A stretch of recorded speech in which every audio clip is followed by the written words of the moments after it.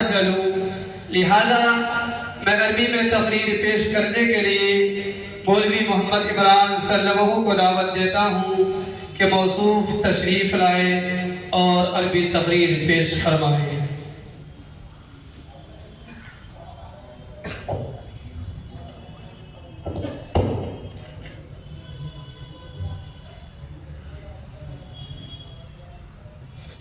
अस्सलामु अलैकुम व रहमतुल्लाहि व बरकातुहू। इन्नल हम्दलिल्लाह नहमदुहु व नस्तईनुहु व नस्तगफिरुहु व नु'मिनु बिही व नतवक्कलु अलैहि व नऊज़ु बिल्लाहि मिन शुरूरि अनफुसिना व मिन सय्यिआति अअमालिना मन यहदिहिल्लाहु फला मुज़िल्ल लहु ومن يضلله فلا هادي له ونشهد أن لا إله إلا الله وحده ونشهد أن محمدا عبده ورسوله صلى الله عليه وسلم. فأعوذ بالله من الشيطان الرجيم. بسم الله الرحمن الرحيم. وتلك القرى أهلكناهم لما ظلموا وجعلنا لمهلكهم موعدا. صدق الله العظيم. أحبائي وإخوتي، أريد أن ألقي أمامكم خطبة عربية وجيزة حول موضوع عاقبة الظلم، فالمرجو من الإخوان أن يستمعوا إلى ذلك. أيها الإخوة البررة، جعل الله تعالى جميع الخلائق على مراتب متنوعة، سواء كان من الجن والإنس والملائكة، وسواء كان من الحيوان كبرت أو صغرت، يتفاوتون ويختلفون في قدراتهم وفي قواهم ومستويات قوتهم أو ضعفهم.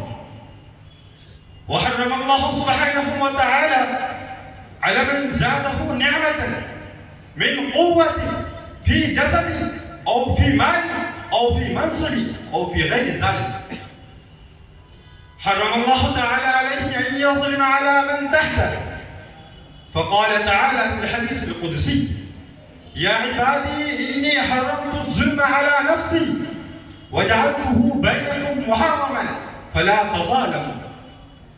وبين النبي صلى الله عليه وسلم أن الظلم يوبق صاحبه في الدنيا قبل الآخرة،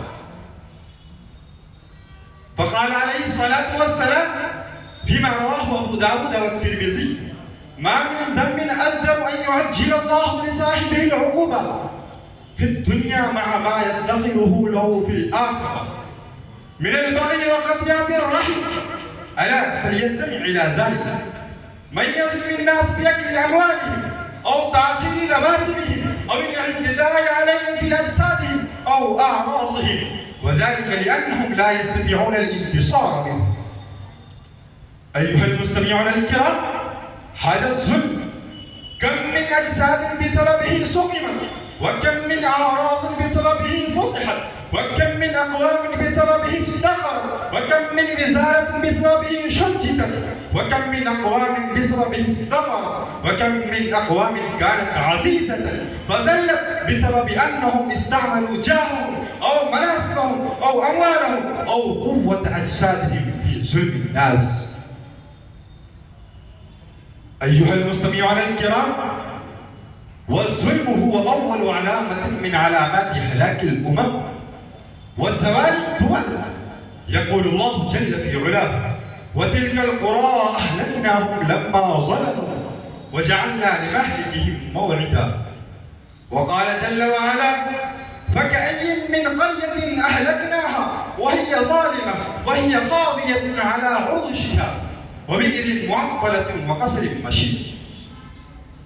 لما وقع الظلم والفساد في مجتمعاتهم وانتشر الظلم استحقوا الهلاك.